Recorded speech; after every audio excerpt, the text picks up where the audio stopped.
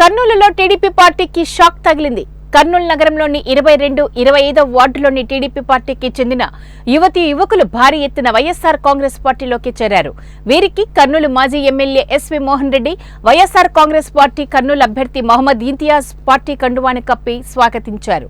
అవినీతికి తావు లేకుండా సంక్షేమ పథకాలు అందించిన ఏకైక వ్యక్తి సీఎం వైఎస్ జగన్మోహన్ రెడ్డి అని కర్నూలు మాజీ MLA SV Mohan Reddy, YSR Congress party Kurnool అభ్యర్థి మహమ్మద్ ఇంతియాజ్ అన్నారు.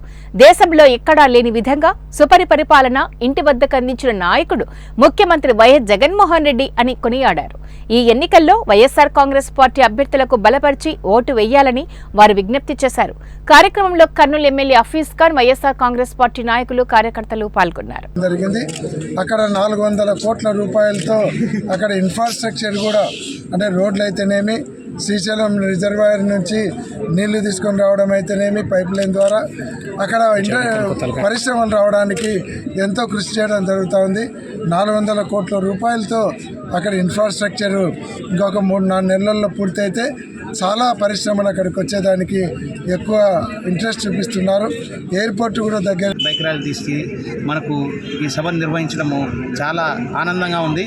మరి బాలుతో పాటు చేరిన 600 మంది సుమారు యువకులందరికీ కూడా నేను మరి వారందరికీ చెప్పేది ఏంటంటే, మీరంతా సిద్ధమంటే మా అందరికీ ఆనందంగా ఉంది. ఏదైతే మనకు ప్రీతమ నాయకుడు వైఎస్ జగన్మోహన్ రెడ్డి గారు వైనాట్ 175 నినాదాన్ని ఇచ్చారో అది చేరుకోవడానికి ఒకసారి వెళ్ళి అన్న, మీరు వైజాగ్ చెన్నై ఇండస్ట్రియల్ కారిడార్ ఉంది, బెంగళూరు చెన్నై ఇండస్ట్రియల్ కారిడార్ ఉంది, హైదరాబాద్ బెంగళూరు ఇండస్ట్రియల్ కారిడార్ కోసము మీరు ప్రయత్నం చేస్తే ఎంతో మేలు జరుగుతుంది అని చెప్తే దానిపైన కృషి చేసి కేంద్ర ప్రభుత్వాన్ని ఒప్పించి ఈరోజు హైదరాబాద్ బెంగళూరు ఇండస్ట్రియల్ కారిడార్ రావడం వల్ల ఎన్నో వేల కోట్ల రూపాయలు ఈరోజు ఇండస్ట్రియల్ కారిడార్కి కూడా వచ్చే పరిస్థితి ఉంది. రాబోయే రోజుల్లో బోర్వకల్ నోట్లో వేలాది ఉద్యోగాలు వచ్చే అవకాశాలు ఉన్నాయి. అలాగే ఒక సాఫ్ట్వేర్ పార్క్ కోసం కూడా ముఖ్యమంత్రి గారికి ప్రపోజల్స్ ఇవ్వడం జరిగింది. మన కలెక్టర్ గారు కూడా దానిని ఫార్వర్డ్ కూడా చేయడం జరిగింది. సో ఏదైతే తెలుగుదేశం పార్టీ అభ్యర్థి చెప్తున్నారో మేము వచ్చిన తర్వాత ఉద్యోగ స్థాయికి తీసుకెళ్తామనేసి మరొకసారి తెలియజేస్తున్నాము.